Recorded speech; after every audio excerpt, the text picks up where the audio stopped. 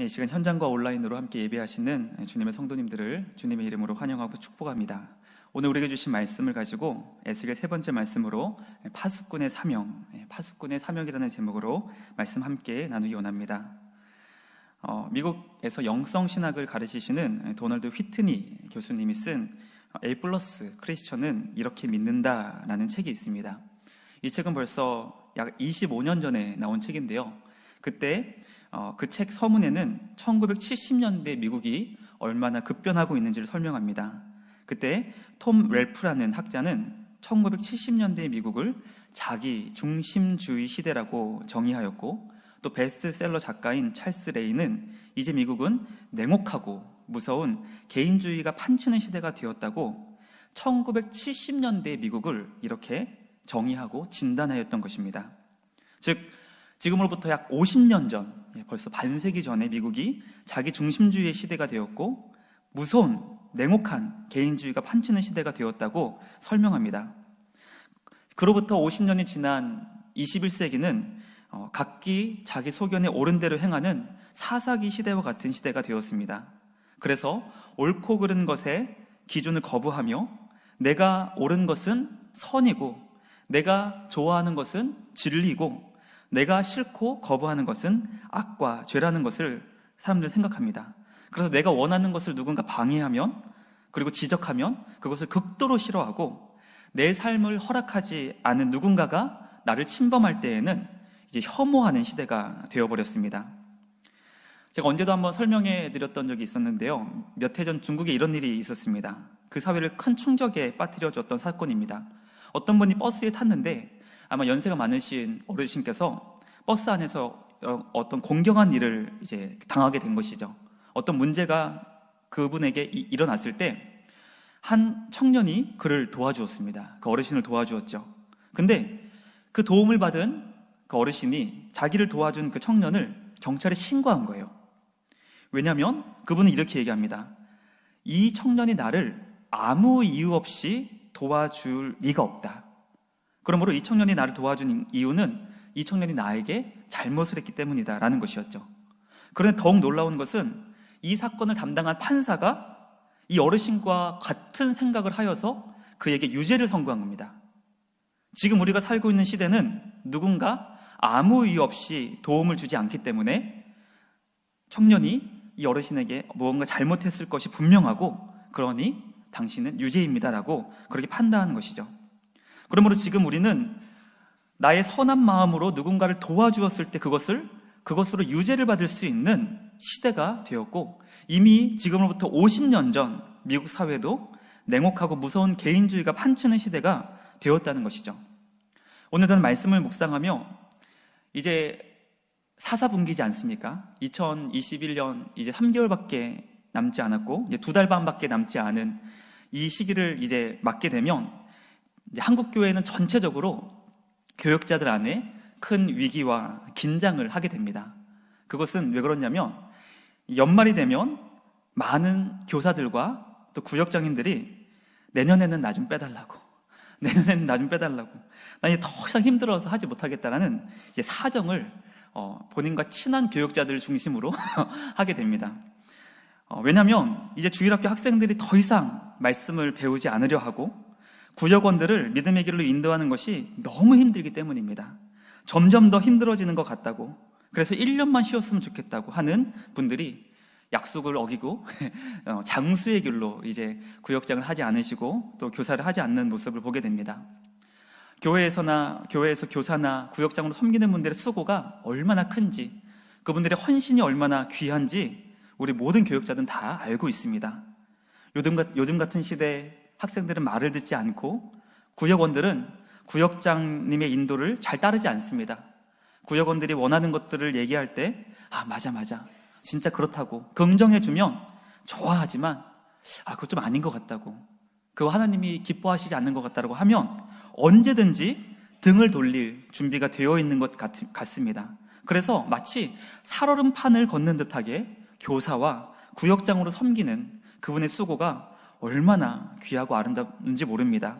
그렇기 때문에 주님은 주님의 몸된 교회를 세울 때 그 교회의 기둥과 같은 사역자들이 바로 목사와 교사라는, 즉 소그룹을 말씀으로 인도하는 분들이라고 설명하고 있습니다. 우리에게 교회론의 정수를 가르쳐주고 있는 에베소서 4장 11절 말씀 우리 함께 읽어보겠습니다. 시작. 그가 어떤 사람은 사도로, 어떤 사람은 선지자로, 어떤 사람은 복음 전하는 자로, 어떤 사람은 목사와 교사로 삼으셨다.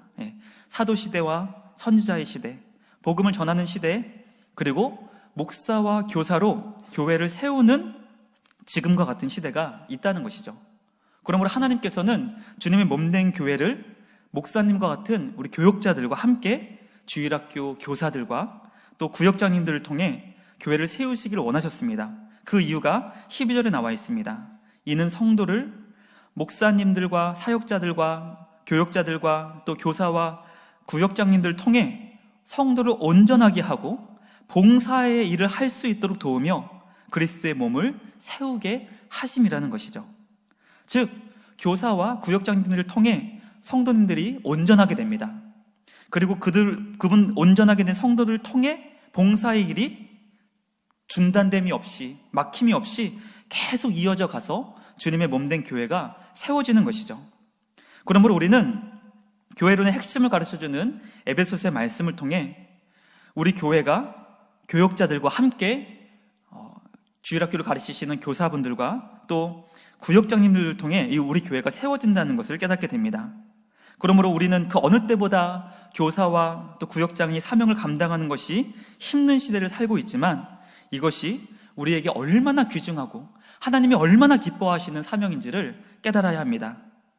비록 위드 코로나 시대로 이제 진입하여서 이제 곧 우리의 일상이 회복되고 모이지 못한 구역 모임, 하지 못한 반별 소그룹이 이제 곧 2022년에는 열릴 줄 믿습니다.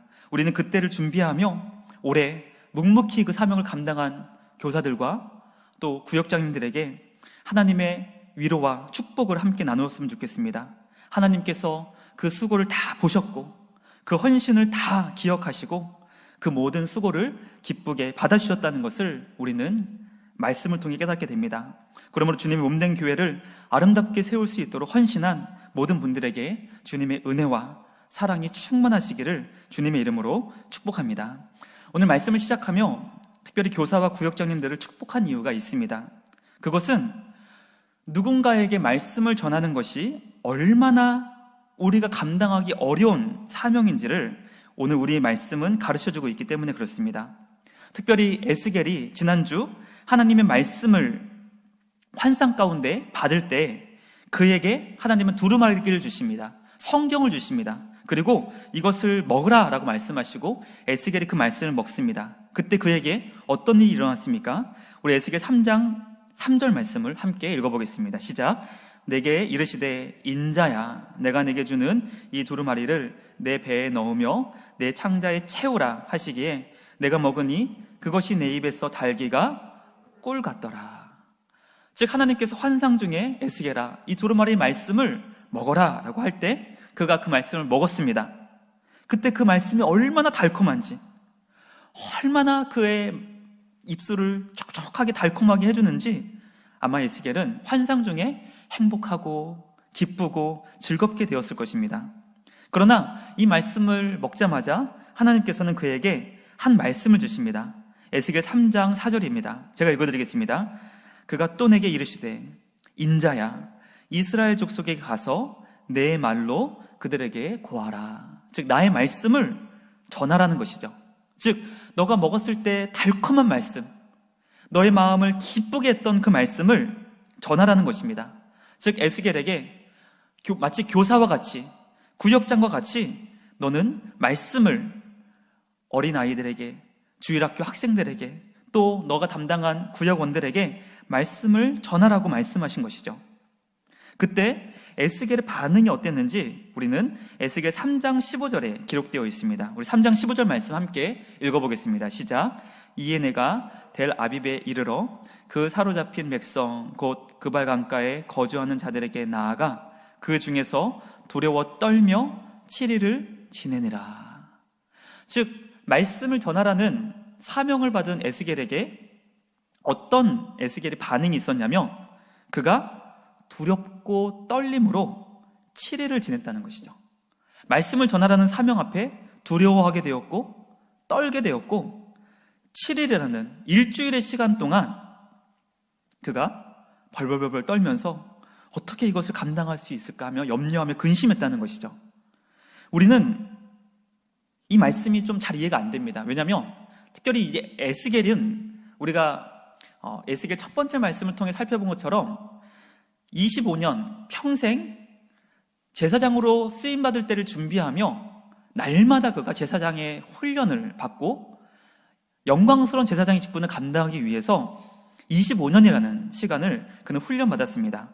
우리는 제사장이 그 성전에서 소를 잡고 양을 잡고 그렇게 번제를 드리는 제사를 드리는 일만 하는 것으로 생각할 때가 있지만 제사장의 고유한 사명 중에 하나는 백성에게 말씀을 전하는 것이었습니다. 그래서 에스겔은 그 어떤 사람보다 말씀을 전하는 게 어렵지 않은 사람이에요.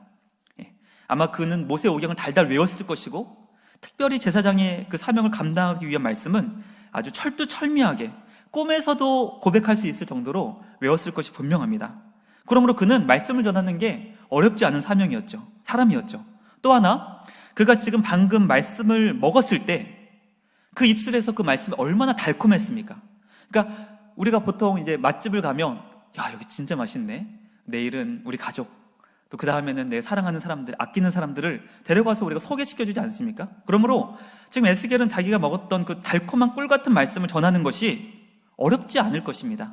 기쁠 것입니다. 그러나 두려워 떨며 염려 가운데 무려 일주일의 시간을 그렇게 지냈던 것이죠. 왜 그랬을까요? 그 말씀의 이유가 14절에 나와 있습니다. 제가 말씀 읽어드리겠습니다. 주의 영이, 성령이 나를 들어 올려 데리고 가시는데 내가 근심하고 분한 마음으로 가니 여호와의 권능이 힘있게 나를 감동시키시더라. 이 말씀이 조금 이제 순서가 바뀌어야 되는데요. 여호와의 권능이 힘있게 나를 감동시키시니, 여호와의 권능, 이 손입니다. 여호와의 손이 힘있게 나를 감동시키시니 내가 근심하게 되었고 분하게 되었다라는 말씀입니다. 여호와의 손, 권능이 내게 임하게 되면 어떤 일이 일어나냐면 하나님의 마음을 깨닫게 됩니다. 하나님의 마음. 하나님의 마음이 어떤 마음이었냐면 근심하는 마음과 분노의 마음이었다는 것을 에스겔이 깨닫게 된 것이죠. 왜 그렇습니까?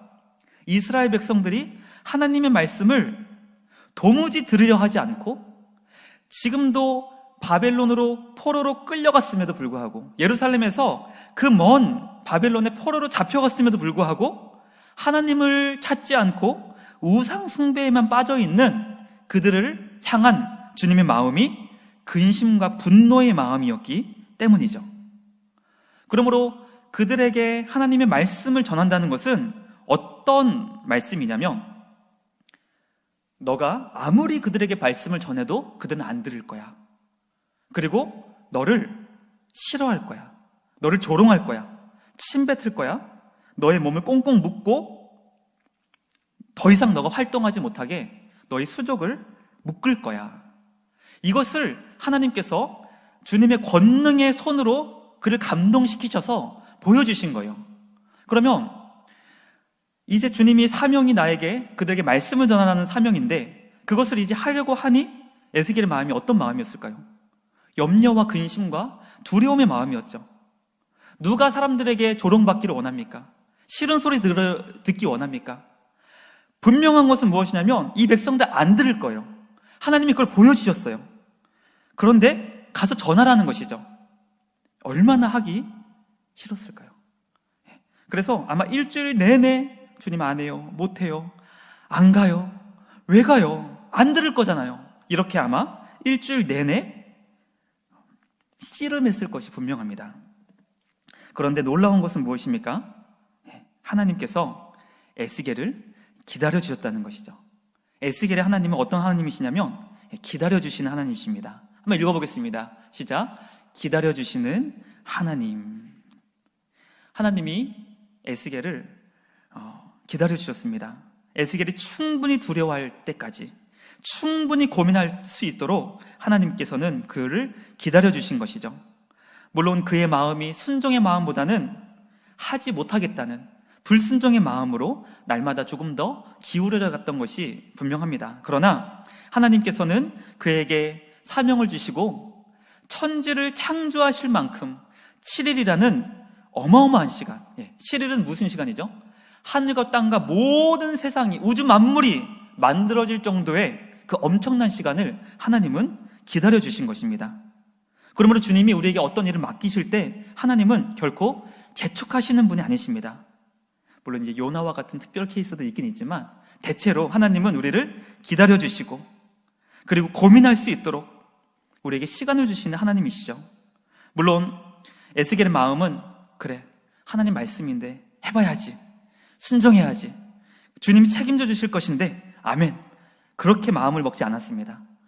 아마 점점 나 못해, 나 안 가, 나 도망갈까, 요나처럼 저기 도망갈까, 이렇게 아마 고민했던 것이 분명합니다. 그럼에도 불구하고 하나님은 기다려 주십니다. 이것이 매우 놀라운 말씀이죠.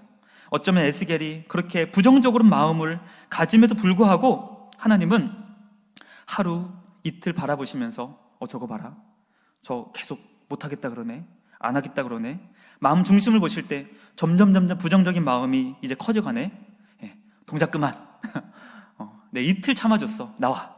그리고 지금 무슨 생각하는 거냐고 하면서 회초를 드시지 않으셨다는 것이죠. 그가 충분히 말씀 앞에 고민하고 그리고 생각할 수 있는 시간을 주신 것입니다.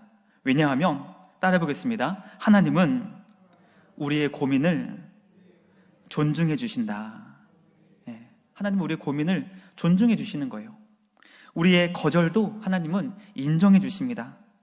그러나 하나님께서는 천지를 창조하실 만큼 충분한 시간을 그에게 주신 후 한 말씀을 하십니다. 에스겔아, 그래 알았다, 너 안 해도 돼, 안 해도 돼. 그러나 너가 결코 잊으면 안 되는 말씀의 원리가 있어, 신앙의 원리가 있어. 내가 이것을 너에게 알려줄 테니 이 말씀 듣고 하고 싶으면 하고, 하지 말려면 안 해도 된다라고 말씀해 주시는 것이죠. 그것이 오늘 말씀의 제목인 파수꾼의 사명입니다. 특별히 자막을 통해서 제가 준비하지 않았습니다. 이 파수꾼의 사명은 정말 간단합니다. 자, 어떤 악한 자가 있는데요, 그 악한 자가 끊임없이 악을 행합니다. 그때 하나님은 에스겔에게 이렇게 말씀하시죠. 에스겔아, 그에게 너 이렇게 계속 악을 행하면 하나님 앞에 심판을 받는다, 주님 앞에 죽음을 당한다고 말만 해라, 말만 해라. 그래도 그가 고치지 않으면 그는 그 죄로 인하여서 죽을 것이지만 너는 그렇게 얘기했기 때문에 그 핏값을 너에게 묻지 않을 거야. 그 생명의 책임을 너에게 주지 않을 거야. 그런데 너 만약에 말하지 않으면 그가 심판받을 때 그의 생명의 값을, 핏값을 너에게 책임을 물을 거야 라는 것이죠. 두 번째는 의인이 의로운 삶을 살다가 점점 하나님에게서 멀어지고 악한 삶을 살게 될 때 그에게 말 전해라. 무엇이냐면, 그렇게 계속 하나님과 멀어지고 악하게 되면 하나님께서 당신의 삶을 심판하시고 하나님께서 그것을 결코 넘기시지 않을 것이라고, 이렇게 말만 해라, 말만 해라. 그러면 그가 고치게 되면, 그 악한 길을 고치게 되면 살게 될 것이고, 만약에 그 말씀을 들었음에도 불구하고 그가 여전히 죄를 짓게 되면 그는 그 죄로 인하여 죽을 것이지만 너가 말씀을 전했다면 그 핏값을 너에게 묻지 않을 것이라는 것이죠. 그러므로 에스겔에게 이렇게 얘기합니다. 그냥 말씀만 전해라라는 거예요. 파수꾼의 사명은 어려운 게 아닙니다. 그냥 전해라라는 것이죠. 전해라. 파수꾼의 사명 한번 읽어보겠습니다. 시작. 말씀을 전하기만 하면 된다. 어려운 게 아니에요. 우리가 말씀을 통해서 그가 점점 하나님과 멀어지고 죄악 가운데 행하고 하나님이 그를 분명히 심판하실 것이 분명하다면 그냥 전하라는 거예요. 어렵지 않죠. 그냥 전하라는 것이죠. 그런데 여기에는 중요한 세 가지 신앙의 원리가 있습니다. 첫째, 우리 파수꾼의 사명 세 가지 원리, 첫 번째 한번 읽어보겠습니다. 시작. 참된 신앙은 나의 원함이 아닌 말씀에 순종해 있다. 자, 하나님께서 에스겔에게 이 파수꾼의 사명을 주십니다. 그러면 에스겔에게는 이게 두 가지 선택의 기로가 있는 것이죠. 첫 번째는, 하나님, 이 백성 말씀 듣지 않잖아요.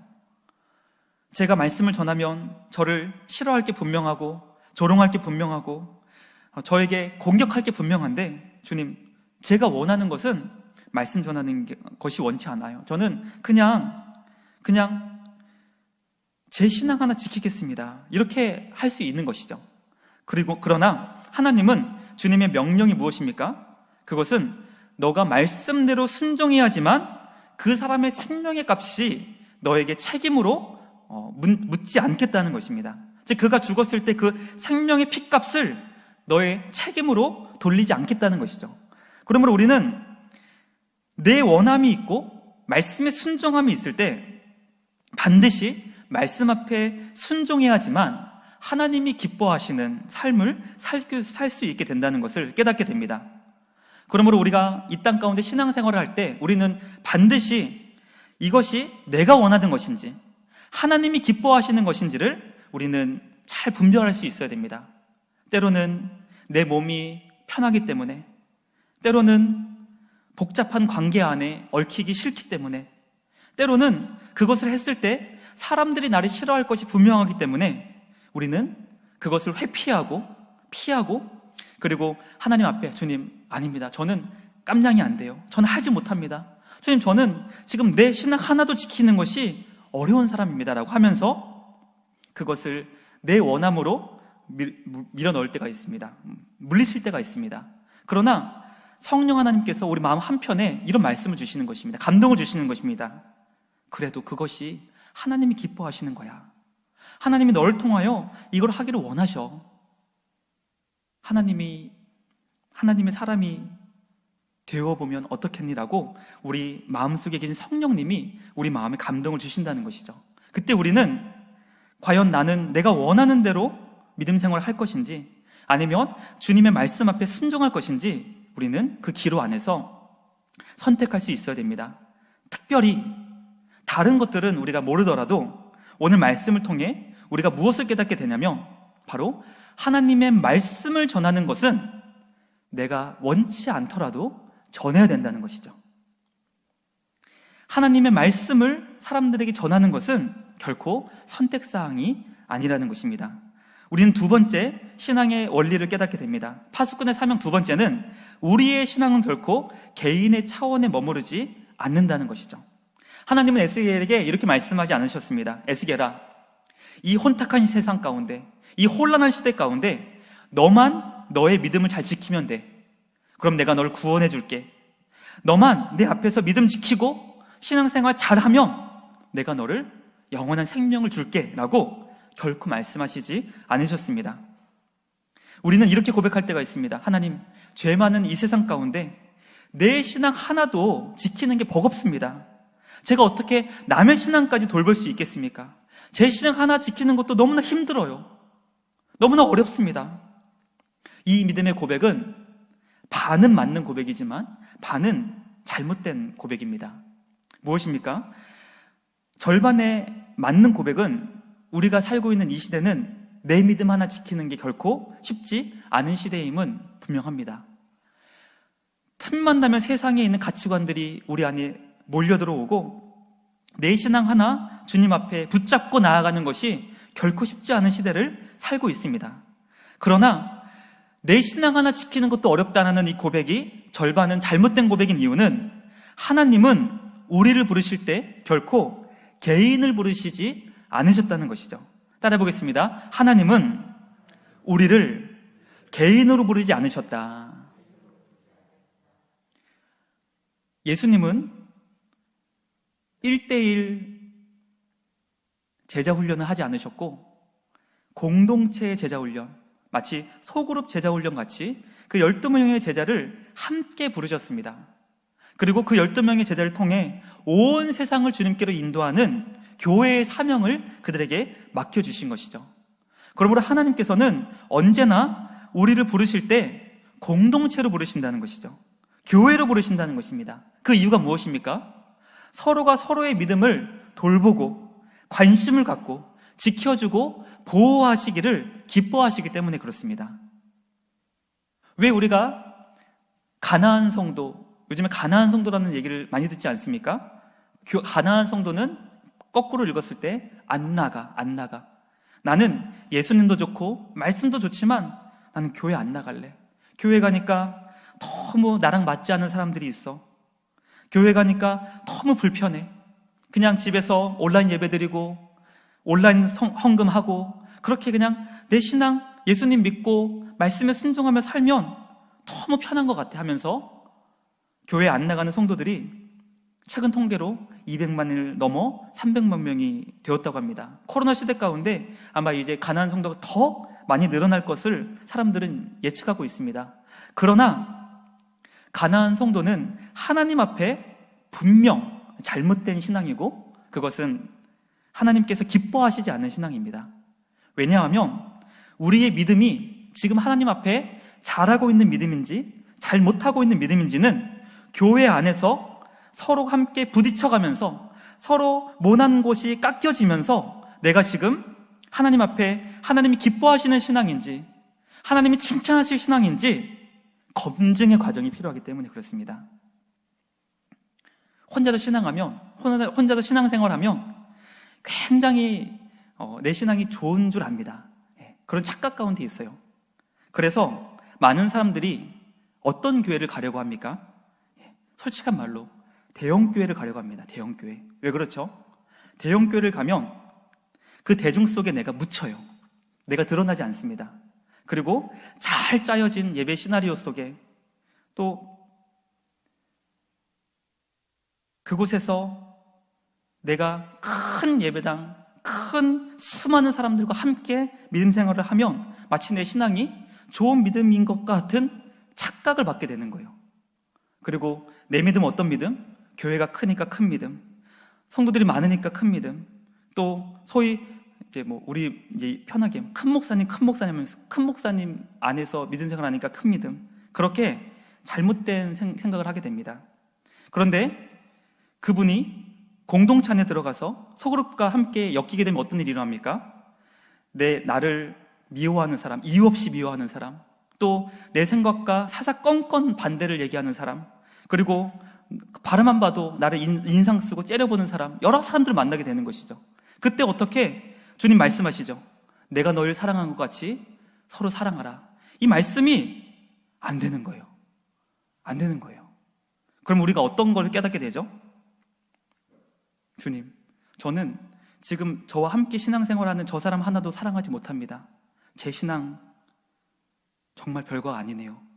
하나님 제 믿음이 주님 앞에 칭찬받을 믿음이 맞습니까? 그러면서 깨지는 거예요. 도저히 감당 못해. 난 도저히 안 되겠구나 하면서 낙심 가운데 있을 때 하나님은 어떤 일을 하십니까? 또 피할 길을 주시죠. 피할 길을 주세요.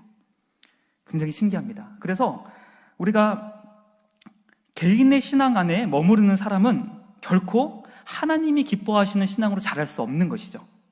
그러므로 하나님께서는 우리를 교회 공동체로 부르시고 우리의 믿음이 서로의 믿음을 돌보아주면서 서로 믿음을 세워주는 것처럼 철이 철을 날카롭게 하는 것처럼 교회 신앙 공동체 안에서 서로 빛나는 그런 역할을 하게끔 도와주는 것입니다. 또 하나, 교회 공동체 안에서 저렇게 신앙생활을 하는 거구나, 저렇게 하나님을 기쁘시게 하는 거구나라는 것을 보고 배우게 하는 것입니다. 보고 배우게. 이게 굉장히 중요한 것이죠. 오늘 새벽에 매일 성경 큐티로 아마 말씀을 묵상하신 분들은 오늘 특별히 하나님께서 성막을 세우는 데 있어 거룩한 관유, 향기름을 만들게 하십니다. 최고급 향품으로 기름을 만들어서 성막에 있는 모든 곳을 바르고 특별히 제사장 이마에 그 향기름을 부어서 그를 거룩하게 구별시키십니다. 자, 우리가 한번 거룩한 상상력으로 성막에 있는 모든 그 텐트와 또 그 천과 기구들과 제사장까지 최고급 향품을 제사장들은 부어서 이마에 그 기름이 흘러 넘칩니다. 성막에 있는 모든 기구들이 최고급 향품으로 발라져 있습니다. 어떤 일이 일어날까요? 어떤 일이 일어날까요? 그 속에 이 세상에서 우리는 맡아보지 못한 최고급의 그 향기가 성막을 가득 채우는 것이죠. 제가 오늘 말씀을 함께 나누면서 제가 이렇게 고백했어요. 제가 지금까지 그 성경을 그래도 수십 번, 아마 한 20-30번 정도 읽었을 때 지금까지 성막에 대한 말씀을 수십 번 읽었는데도 이 말씀을 제가 깨닫지 못한 거예요. 성막을 보면 양의 피가 흐르고 소의 피가 흐르고 동물의 울음소리가 나고 번제단에서 불이 막 활활 타오르면서 막 끔찍한 이미지. 그리고 성막을 보면 그 마지막 네 번째 그것이 그 해달의 가죽이기 때문에 검습니다. 굉장히 칙칙해요. 만약 군대 막스처럼 굉장히 칙칙합니다. 그래서 그 성막을 봐도 검은색이고 번제단을 보면 막 불이 막 타오르고 짐승 잡을 때 막 울음소리가 나고 그런 이미지만 생각하면 성막 끔찍한데요. 성전이 끔찍한데요. 그런데 제가 몰랐던 것이 무엇이냐면 그 안에 최고급 향기로 진동하고 있다는 것을 제가 못 깨달았던 거예요. 우리가 교회 안에서 어떤 분을 통해 믿음 생활을 저렇게 하는 거구나, 저렇게 하나님을 섬기는 거구나 라는 것을 보고 배울 수 있다는 것이죠. 그래서 우리는 결코 신앙은 우리 개인의 차원에서 머물러서는 안 됩니다. 우리의 믿음을 통해 어떤 연약한 믿음을 세워주고 또 바른 믿음을 보고 배우고 함께 공동체 안에서 하나님의 신앙생활을 하기를 기뻐하신다는 것이죠. 하나님은 에스겔에게 이렇게 말씀하십니다. 에스겔아, 너만 신앙생활 잘하면 안 돼. 너에게 하나님이 주신 말씀을, 그 말씀을 알지 못하는 사람에게 전하여서 그의 믿음을 세워줘야 돼. 왜냐하면 하나님께서 기뻐하시는 신앙과 구원은 교회 공동체를 통해 이루어지기 때문에 그렇습니다. 마지막 세 번째는 파수꾼의 사명 세 번째는 한번 읽어보겠습니다. 시작. 말씀을 먼저 받은 자가 주님의 말씀을 전해야 한다라는 것이죠. 우리가 말씀을 먼저 받았기 때문에 그 받은 말씀을 전해야 합니다. 말씀을 먼저 받았다는 것은 일찍 신앙생활을 했다는 것이 아니라 하나님의 말씀을 먼저 깨달은 자가, 말씀의 교육과 훈련을 먼저 받은 자가 그 다음에 믿음의 사람들을 훈련시켜 주어야 한다는 것이죠. 그러므로 우리는 교사와 구역장의 그 사명이 귀하지만 결코 아무나 그 사명을 감당할 수 없는 것입니다. 특별히 우리 교회는 구역장을 세울 때 제자훈련과 사역훈련을 거친 분들만 구역장에 거룩하고 복된 사명을 맡기는 것처럼 우리에게 주신 말씀을 먼저 받은 자가 그 말씀을 전해야 합니다. 가끔 이런 믿음의 고백을 하시는 분들을 보게 됩니다. 목사님, 이제 저희 자녀가 이제 장성하여 어른이 되어서 부모님의 말을 듣지 않아요. 하나님의 말씀을 전해도 듣지 않습니다라는 그런 고백을 들을 때가 있습니다. 그렇죠. 이제 더 이상 장년이 되었고 어른이 된 믿음의 자녀들에게는 하나님 말씀이 잘 통하지 않고 듣지 않을 수 있고 부모님이 아무리 얘기해도 잔소리로 들을 수도 있습니다. 그러나 하나님은 우리에게 어떤 말씀을 주십니까? 그것은 그 말씀을 자녀에게 해석해주고 설득시키고 결국 그 말씀에 자녀들의 마음이 꺾이도록 하라고 하지 않습니다. 우리에게 주신 사명은 무엇입니까? 그들이 듣든지 듣지 않든지 말씀을 전하라는 것이죠. 전하라는 것입니다. 그때 하나님은 그 말씀을 통해 그 안에서 성령 하나님이 역사하셔서 결정적인 순간에 그의 삶이 힘들고 곤고하고 어려울 때 부모님께 들은 말씀, 교회 안에서 때로는 흘려들었을 때 그 말씀이 생각나게 하셔서 하나님께 돌아오게 하는 역사를 일으켜 주신다는 것입니다. 그러므로 오늘 우리에게 주신 이 파수꾼의 사명을 가지고 하나님이 기뻐하시는 믿음의 사명을 감당할 수 있는 우리 모두가 되시길 주님의 이름으로 축복합니다. 말씀 마치겠습니다. 점점 하나님의 말씀을 전하는 것이 쉽지 않은 시대가 될 것입니다. 분명합니다. 말세에 이르러 하나님의 말씀을 받지 않으려는 시대가 더 거세게 일어날 것입니다. 사회에서는 이제 아이들에게 매도 들지 못하게, 더 이상 아이들에게 우리가 신앙의 매를 들지 못하게 합니다. 이것은 지금도 찬반으로 갈려져 있지만 성경은 우리에게 매를 아끼면, 신앙의 매를 아끼면 자녀가 망한다고 얘기합니다. 물론 이것을 우리는 지혜롭게 잘 들을 필요가 있지만 점점 말씀을 거부하고 말씀의 원리를 배격하려고 하고 하나님의 말씀의 가르침보다는 세상의 가르침으로 우리를 변화시키려고 하는 거센 파도가 우리 가운데 올 것입니다. 그럴 때 하나님 우리에게 말씀하십니다. 바로 진리의 말씀, 생명의 말씀, 예수 그리스도의 그 구원의 말씀을 전하라고 말씀하시는 것이죠. 그때 우리가 그 말씀을 먼저 받은 자로 말씀에 순종하고, 우리의 믿음은 결코 내 개인의 차원에서 머무는 것이 아니라 믿음의 공동체를 통해 구원하시기 기뻐하신다는 마음을, 말씀을 기억하며 우리를 통해 우리 교회가 아름답게 우리의 믿음이 세워지고 우리 교회 공동체가 모두 하나님께서 기뻐하시는 믿음으로 세워지기를 주님의 이름으로 축복합니다. 먼저 주님 말씀 받은 자로서 그 말씀을 담대하게, 용감하게, 기쁨으로 전하여서 주님 앞에 잘했다 칭찬받을 수 있는 우리 모두가 되시길 주님의 이름으로 축복합니다.